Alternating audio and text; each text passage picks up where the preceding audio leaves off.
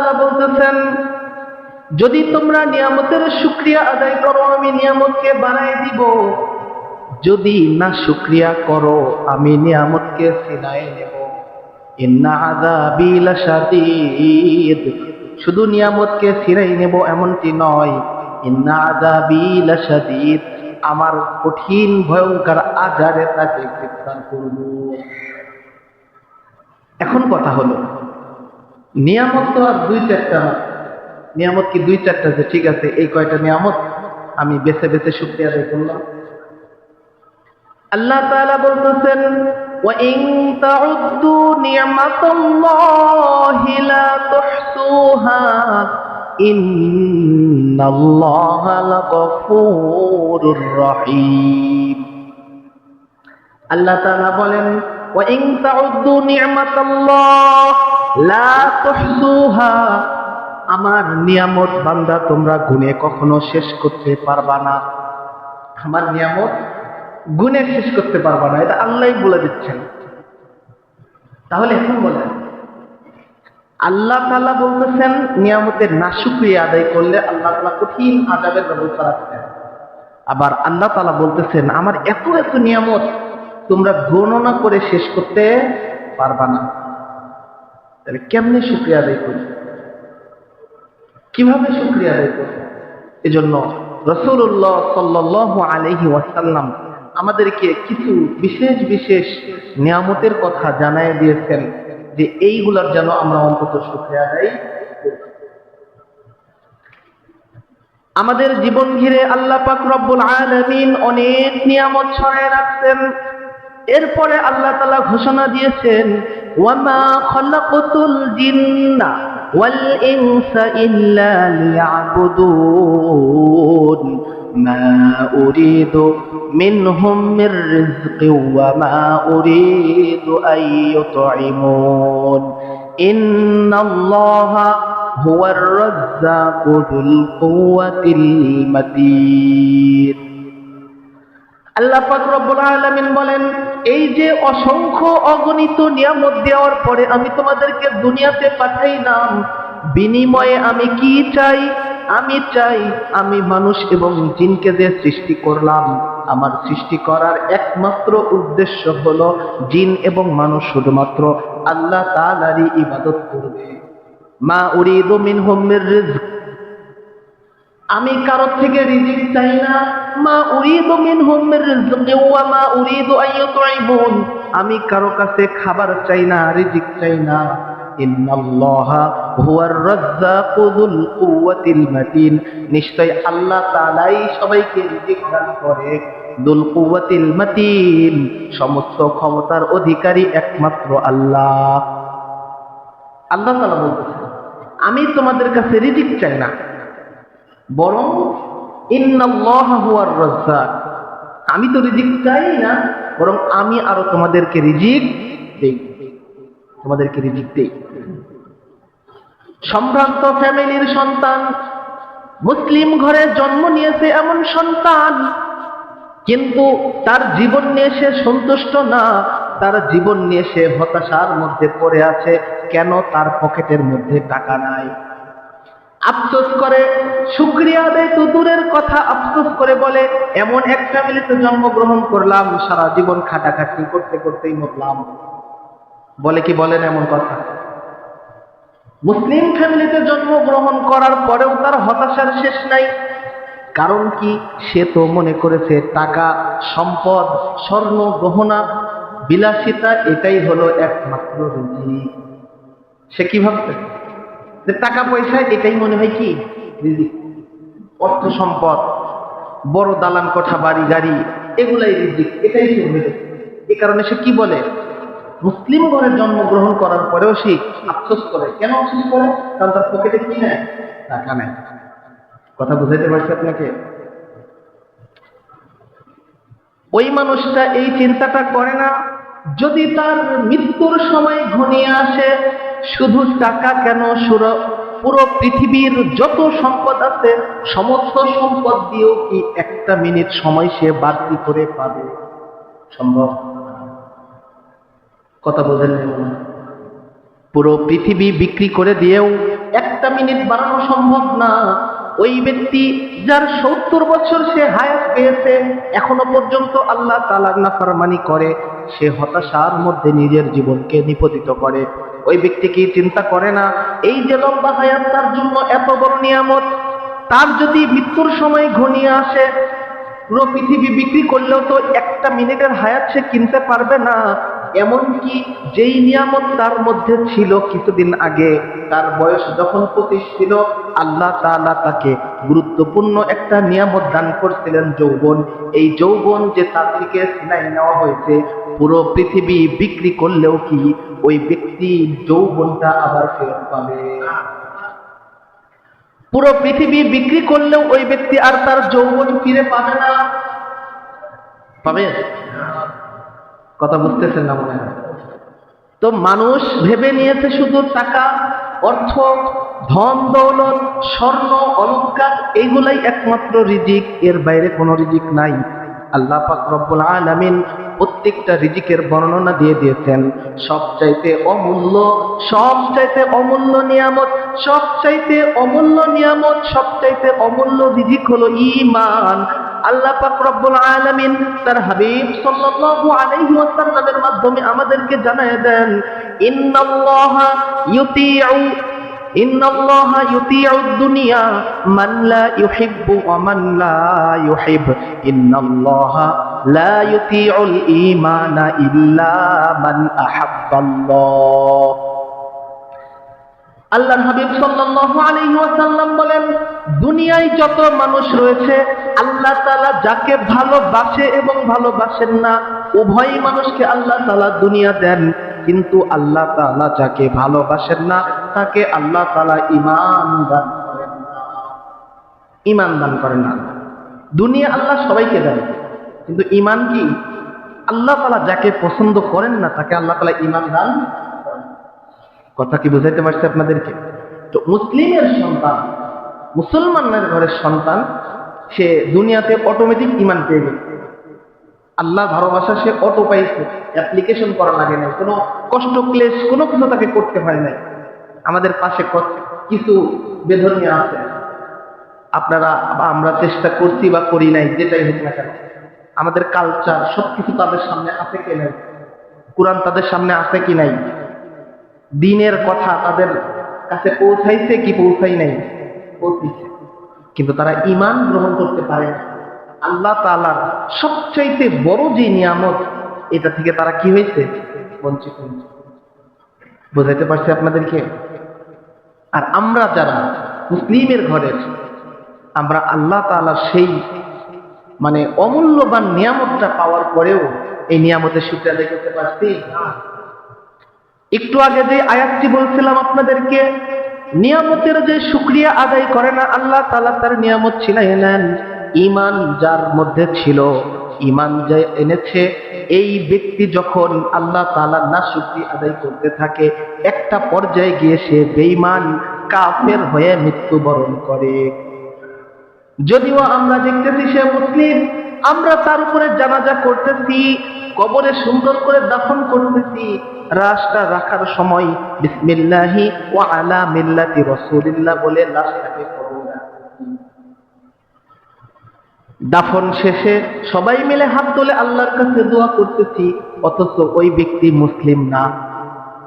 ওই ব্যক্তি কি? মুসলিমই না। আল্লাহ তার সেই মুসলিমের নিয়ামতটা কি করছেন? কথা বলছেন নাই? আমরা তো মনে করতেছি তাকে কি আমরা দাফন করতেছি, আল্লাহর হাওয়ালাই দিয়ে দিচ্ছি। আরে ও তো জীবনে বিশ্বাসই করে নাই যে আল্লাহর হাওয়ালাই তাকে যেতে হবে।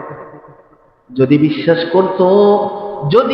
করত, মনোযোগ দিয়ে শুনবেন, যদি ওই ব্যক্তি এই কথা বিশ্বাস করত, আল্লাহর সামনে আমাকে দাঁড়াইতে হবে, দুনিয়ার জীবনের ফাঁকে যদি সে এতটুকু চিন্তা করত আখিরাত বলে কোনো জিনিস আমার সামনে আছে, ওই ব্যক্তি কখনো নামাজ ছাড়তে পারতো না, ওই ব্যক্তি কখনো কোনো গুনাহের কাজের সাথে জড়িত থাকতে পারতো না, ওই ব্যক্তি কখনো ক্ষমতার দাপট দেখাইতে পারতো না, ওই ব্যক্তি কখনো সুদ ঘুষ খাইতে পারতো না।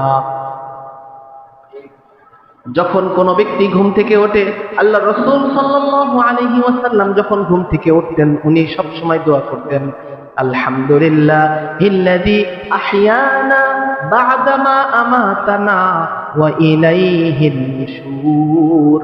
আল্লাহর হাবিব সাল্লাল্লাহু আলাইহি ওয়াসাল্লাম সর্বক্ষণ ঘুম থেকে ওঠার পরে দোয়া করতেন, আমি ওই আল্লাহর শুকরিয়া আদায় করি যেই মহান রব্বুল আলামিন আমার মৃত্যুর পরে পুনরায় আমাকে জীবন দান করলেন, ওয়া ইলাইহিন নুশুর, আর আমি বিশ্বাস করি যে একদিন ঠিক এইভাবেই আমার চোখটা বন্ধ হবে আর চোখটা খুলবে না, আমি আল্লাহ তাআলার সান্নিধ্যে চলে যাব। এই কথা কি বিশ্বাস করি? কথা বুঝেন নাই? তো এই কথা আমরা আরো যারা বিশ্বাস করি, আমাদের কারো পক্ষে কি সম্ভব যে আমি ঘুমাইতে যাচ্ছি আল্লাহর নাফরমানি করে, ঘুম থেকে উঠতেছি আল্লাহর নাফরমানি করে, সর্বজনীয় চিন্তা ভাবনা সবকিছু দুনিয়াকে ঘিরে আখিরাতের বেলায় একেবারেই শূন্য? সম্ভব? এটা সম্ভব? সম্ভব না। এজন্য আমাদের দৃষ্টিতে দেখতেছি আমরা একজন মুসলিমকে হয়তো কবরে রাখলাম, কিন্তু হতে পারে সে আসলে মুসলিমই নেই। সে কি নাই বলেন?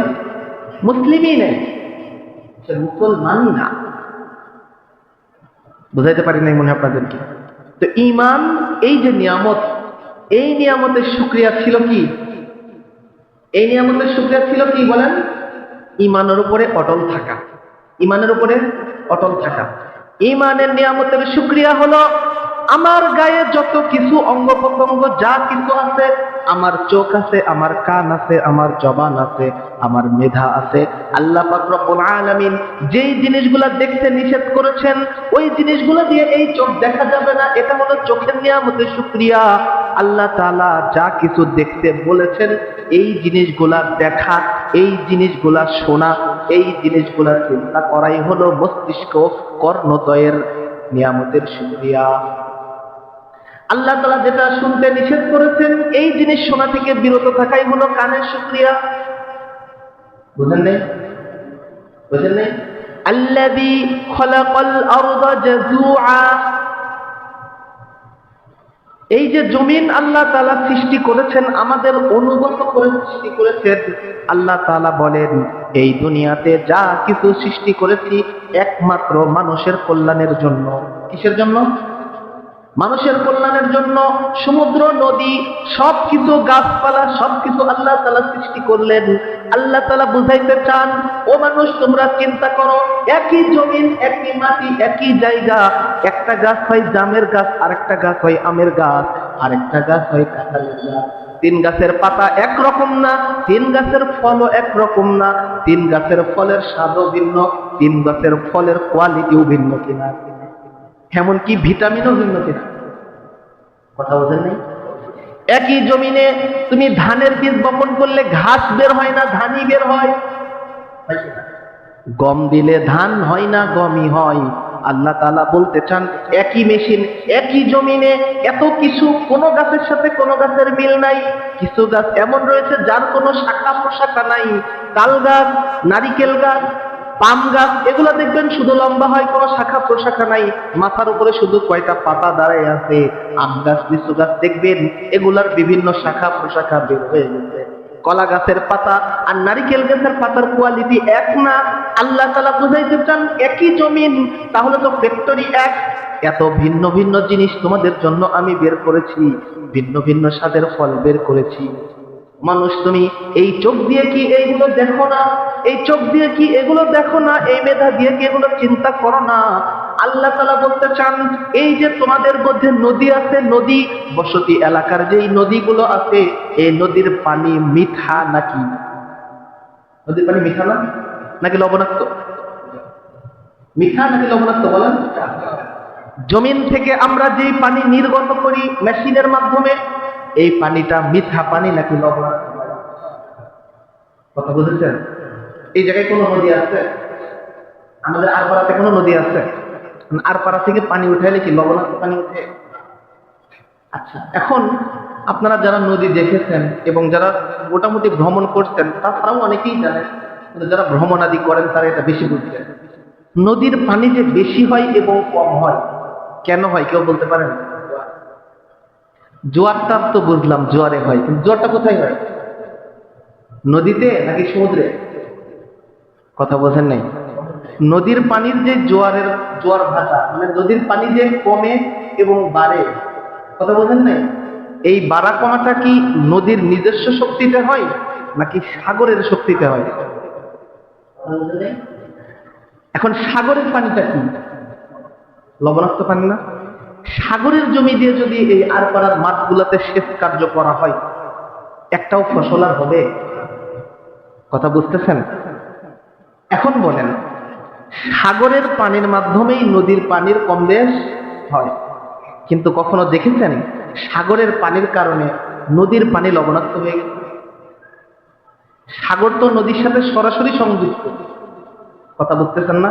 সরাসরি সংযুক্ত না, কিন্তু সাগরের পানির কারণে নদীর পানিও লবণ হয়ে গেছে, এমন দেখতেন কখনো? এমন কিন্তু কখনোই হয় না। হয় কখনো? হয় না। আবার সাগরের পাশেই, সাগর থেকে 1 কিলোমিটার পরে আপনি একটা টিউবওয়েল বসিয়েছেন, টিউবওয়েল বসানোর পরে এই জায়গায় কি লবণ পানি ওঠে? কিসের পানি ওঠে? কেন ওঠে? এই জিনিসটা কেন হয়?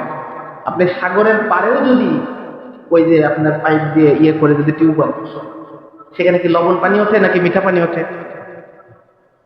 কথা বুঝাতে পারতেছেন আপনাদেরকে? এইটা কেন হয়? কে করে এটা? মারাজাল বাহরাইনি ইয়ালতাকিয়ান বাইনাহুমা বারযাখুল লা ইয়াবগিয়ান। আল্লাহ তাআলা বলতে চান, সমুদ্র এবং নদীর যেই পানির সংমিশ্রণ তো ঠিকই হয়, কিন্তু লবণ পানির জায়গায় লবণ পানি এবং মিঠা পানির জায়গায় মিঠা পানি রেখে একটা মাঝখানে যেই শক্তিটা দিয়ে দিয়েছেন, এই শক্তি দেওয়ার মালিক কে? নদীর পানির সাথে সরাসরি সাগরের পানি মিশ্রণ হওয়ার পরেও সাগরের পানি নদীর পানিকে পরাস্ত করতে পারে না। নদীর পানি মিঠা পানি থাকে, সাগরের পানি লবণাক্তই থেকে যায়। কি ঠিক না? এরপরে আল্লাহ তাআলা কি বলতেছেন? ফাবিআইয়ি আলা'i রাব্বিকুমা তুকাজ্জিবান। অতএব বান্দা তোমরা আল্লাহর কোন কোন নিয়ামতকে অস্বীকার করবে? সুযোগ আছে? এই যে জমিন আল্লাহ তাআলা আমাদের অনুগত করে দিলেন, অনুগত করে দিলেন। আল্লাহ তাআলা বলেন এই জমিনের অসংখ্য জায়গায় পাথর আছে। কি আছে? কি আছে? পাথর। পাথরটা কিসের সৃষ্টি জানেন আপনারা? পাথর কোথায় থেকে হয়? কেউ জানেন? মাটি থেকে হয় না? কথা বলেন। পাথরটা কোত্থেকে হয়? মাটি থেকেই তো হয় নাকি? আল্লাহ তাআলা বলতে চান, আমি যদি পুরো জমিনকে পাথর বানায় দিতাম, বান্দা তোমরা কিভাবে এই জমিনে টিকে থাকতে? এই জমিনে তো কোনো ফসল ফলতো না, কি খেয়ে তোমরা জীবিত থাকবে? বান্দা আমার দেওয়া বৃষ্টি দিয়ে তোমরা ফসল উৎপন্ন করো। যদি বলো আল্লাহর নিয়ামত বৃষ্টি ছাড়াই এবার আমি সেচ মেশিন দিয়ে পানি উঠায় পানি দিয়ে ফসল উৎপন্ন করেছি, তো বান্দা এটাও তো আল্লাহ তাআলার একটা নিয়ামত। জমিনের নিচের ওই পানির ব্যবস্থাটা কে করেছে? পানির ব্যবস্থা তো আছেই, আবার এখানে মিঠা পানি লাগবে, মিঠা পানির ব্যবস্থাই কে করেছেন? প্রত্যেকটা জিনিস আল্লাহ তাআলা এভাবে মানুষকে বুঝায় বুঝায় বলতেছেন, এই যে এত শত নিয়ামত, এই নিয়ামতের শুকরিয়া যদি তুমি আদায় করো, আমি আল্লাহ তোমার শুকরিয়া বাড়াই দিব। আর যদি তুমি নাশুকরি করো, আমি তোমার নিয়ামতকে শুধু ছিনাইই নিব না, কঠিন আযাবেও গ্রেফতার করব। এই জন্য আমাদের জীবনের সবচেয়ে গুরুত্বপূর্ণ নিয়ামত কি বলেন? কি? ঈমান। ঈমান হলো সবচেয়ে গুরুত্বপূর্ণ নিয়ামত। এই ঈমানের শুকরিয়া হলো আমি যতদিন জীবিত থাকব একমাত্র আল্লাহ তাআলার পথেই চলব। আল্লাহ তাআলা যেই জিনিসগুলো নিষেধ করেছেন সেগুলো করব না। আল্লাহ তাআলা যেই জিনিস থেকে আমাকে বিরত থাকতে বলেছেন সেগুলো থেকে বিরত থাকার নামই হলো শুকরিয়া, ঈমানের শুকরিয়া। বুঝাতে পারলাম? এখন এই যে গত 2 জুমাতে যে জিনিসটা বলে আসতেছিলাম, এই যে মাদক, বিড়ি, সিগারেট, মদ, গাঁজা, এগুলো কি বলেছেন আল্লাহ তাআলা? এগুলোর ব্যাপারে আল্লাহ তাআলা কি বলেছেন? খাইতে বলেছেন? নিষেধ করেছেন না? তার মানে এইটা খাইলে শুধুমাত্র গুনাহ ওইটা হবে তা না, কিন্তু এখানে গুনাহ কয়টা হচ্ছে খেয়াল করেছেন? একটা হচ্ছে নিয়ামতের নাশুকরিয়া আদায় করা হচ্ছে। রাসূলুল্লাহ সাল্লাল্লাহু আলাইহি ওয়াসাল্লাম বিশেষভাবে 5টি নিয়ামতের কথা বলেছেন। কয়টি? 1 নম্বর, যুবক, যখন তুমি যুবক আছো, বৃদ্ধা বয়স আসার পূর্বেই যৌবনের কদর করতে বলেছেন। যৌবন কালে আল্লাহ তাআলার নিয়ামতের শুকরিয়া স্বরূপ আল্লাহ তাআলার বেশি বেশি ইবাদত করতে বলেছেন, গুনাহ থেকে বিরত থাকতে বলেছেন। এটার একটা বড় পুরস্কারের কথা রাসূলুল্লাহ সাল্লাল্লাহু আলাইহি ওয়াসাল্লাম বলেছেন। কিয়ামতের ময়দানে সূর্যটা যখন মাথার একদম কাছাকাছি চলে আসবে, ওই কঠিন অবস্থাতে আল্লাহ পাক রব্বুল আলামিন 7 শ্রেণীর ব্যক্তিকে আরশে আজিমের ছায়াতলে ছায়া দিবেন। তার মধ্যে একজন হলো ওই যুবক যে তার যৌবন কালকে পাপ থেকে হেফাজত করেছে এবং আল্লাহ তাআলার ইবাদতে মগ্ন থেকেছে। এ হলো একটা বড় নিয়ামত। 2 নম্বর বড় নিয়ামত হলো অসুস্থতা আসার পূর্বেই সুস্থতাকে কদর করতে বলেছেন। অসুস্থতা আসার পূর্বেই সুস্থতাকে কদর করতে বলেছেন। এখন এইবার এইটার সাথে মেলে কিনা দেখেন, ক্ষতিকর যে জিনিসগুলো আমরা গ্রহণ করি এগুলো আমাদের স্বাস্থ্যের জন্য ক্ষতিকর কিনা। এক তো নিয়ামতের নাশুকরি, নিয়ামতের নাশুকরি। 2 নম্বর, ফরজ বিধানকে লঙ্ঘন, ফরজ বিধান লঙ্ঘন। যেই জিনিসগুলো মানব দেহের জন্য ক্ষতিকর এগুলো গ্রহণ করতে আল্লাহ তাআলা নিষেধ করেছেন, এগুলো গ্রহণ করতে আল্লাহ তাআলা নিষেধ করেছেন, তার জন্য হারাম করেছেন। এখন এই জিনিসগুলো যেগুলো আমরা গ্রহণ করতেছি, মানব দ্রব্য যা কিছু, এইগুলো সবকিছু তো মানব দেহের জন্য ক্ষতিকর কিনা, বুঝতেছেন না? 3 নম্বর, রাসূলুল্লাহ সাল্লাল্লাহু আলাইহি ওয়াসাল্লাম বলেন,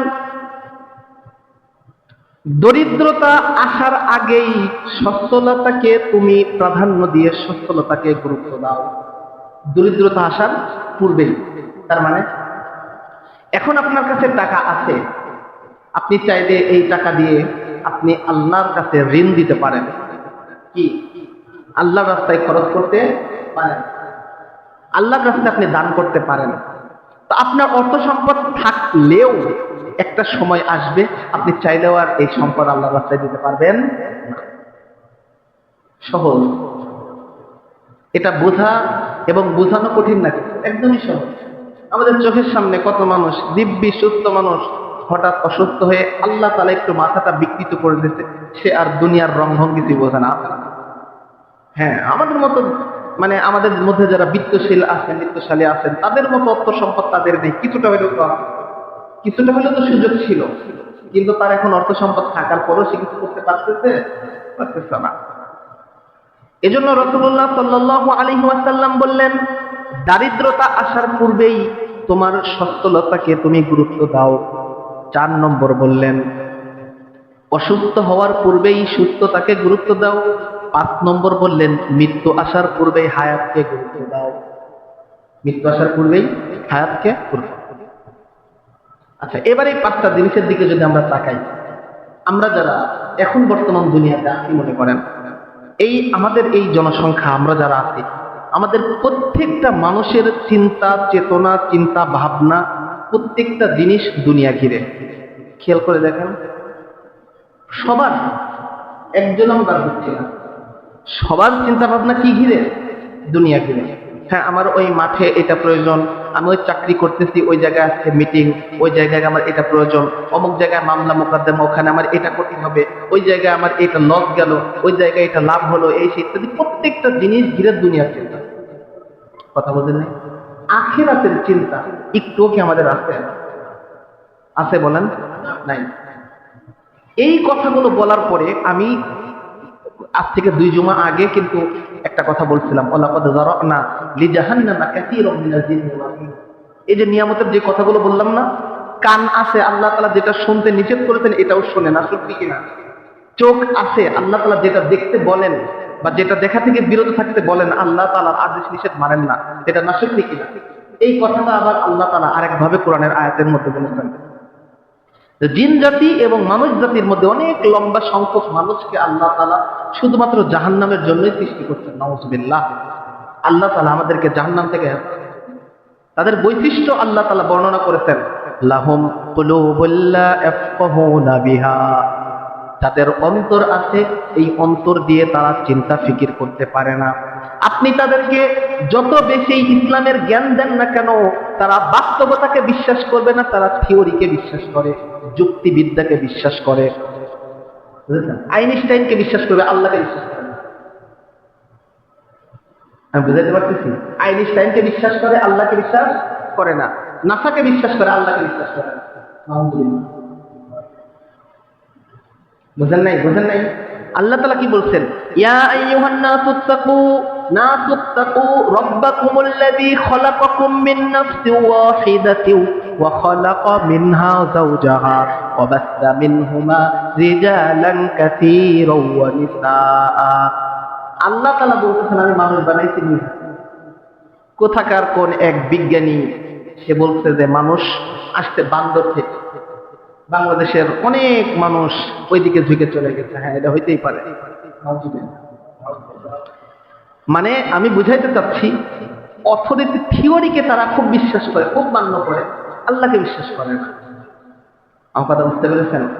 তারা যেই আমাদের যুক্তি দেয়, এই যুক্তিকে প্রাধান্য দিয়ে সে জীবনকে আগায় নিয়ে যাচ্ছে, অথচ আল্লাহ তাআলার কথার কাছে, আল্লাহ তাআলার কথা তাদের কাছে মূল্যহীন না। তো এই জন্য যাদের অন্তর আছে কিন্তু অন্তরে তারা কি করে না, বুঝতে মানে না। আপনি তাদেরকে যতই বুঝান, উল্টা আপনাকে সে বুঝাবে।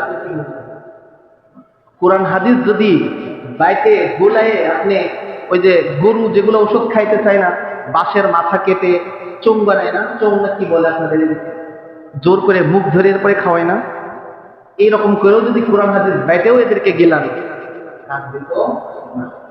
লাহুম কুলুবুন লা ইয়াফকাহুনা বিহা ওয়া লাহুম আ'য়ুনুন লা ইউবসিরুনা বিহা ওয়া লাহুম আযানুন লা ইয়াসমাউনা বিহা উলাইকা কাল আনআম বাল হুম আযাল উলাইকা হুমুল গাফিলুন। আল্লাহ তাআলা বলেন এরা আর চতুষ্পদ জন্তুর মধ্যে কোনো পার্থক্য নাই। উলাইকা হুমুল গাফিলুন, এরা তো আখিরাত থেকে পরিপূর্ণ গাফেল। আখিরাত থেকে পরিপূর্ণ গাফেল। আখিরাতের কোনো ফিকির এদের মধ্যে নাই।